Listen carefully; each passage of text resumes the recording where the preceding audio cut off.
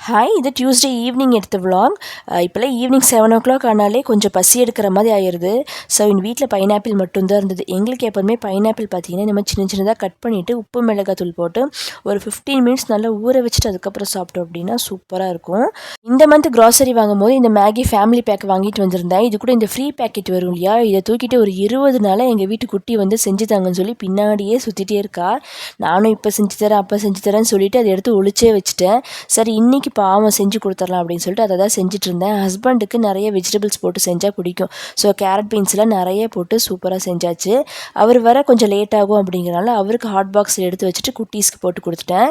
மற்ற ஏதாவது இருந்தால் ஒரு மணி நேரம் போல் இவங்களுக்கு ஊட்டிகிட்டே இருக்கணும். இது பாருங்க, அவங்களே உட்காந்து கப்பு சுப்புன்னு ஒரு 10 மினிட்ஸில் சாப்பிட்டு முடிச்சிட்டாங்க. டின்னரெல்லாம் சாப்பிட்டு முடிச்சுட்டு சரி கிச்சன் கொஞ்சம் டீப் க்ளீன் பண்ணிடலான்னு சொல்லிட்டு எல்லா பொருளும் எடுத்து கீழே வச்சுட்டு அப்படியே ஃபுல்லாமே வாஷ் பண்ணி விட்டுட்டேன். இப்போ பார்க்க கிச்சன் சூப்பராக இருக்குது.